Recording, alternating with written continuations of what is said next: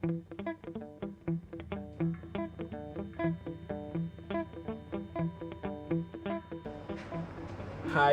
we are here to talk about the Uganda Village Boardgame Bootcamp. The convention was a huge success, but it wasn't a very good vehicle for the more complex games because there were a lot of children and it was a little bit noisy, so it was very difficult to teach these harder games. So this time we are doing the Village Bootcamp, and we are a team that is going to be participating in the boot camp, mainly training the harder games, and we are the team that are going to be teaching games in the boot camp.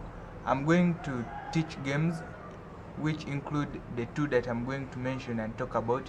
That is Mombasa, which is basically a business game which takes place around Africa and how resources are exploited, and the idea is that you have the most profit in the game.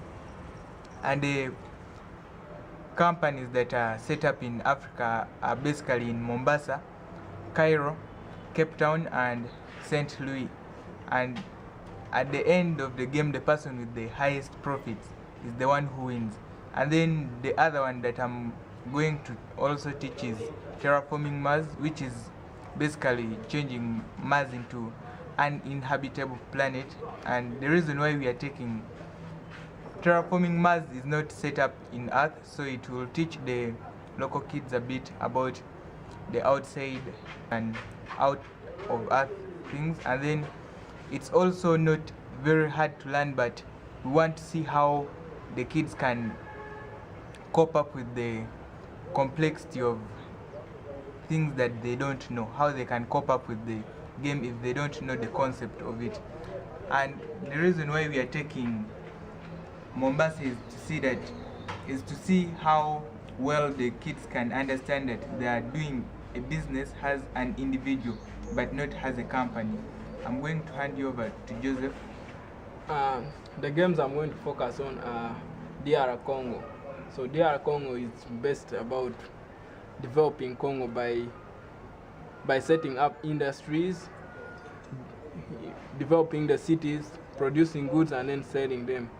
So the idea is you have the more development points. So by doing all those, you are awarded development points, and then you sell goods, you get money, and then build more industries.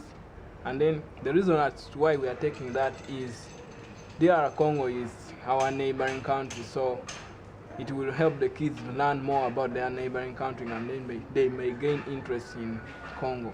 And then the next one is Signori.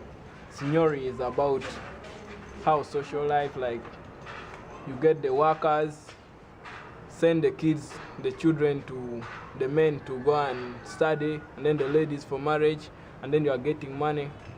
The reason as to why we are taking Signori is that it will help the kids learn about, for example, Italy. So those early days, how they had to handle the marriage and other stuff.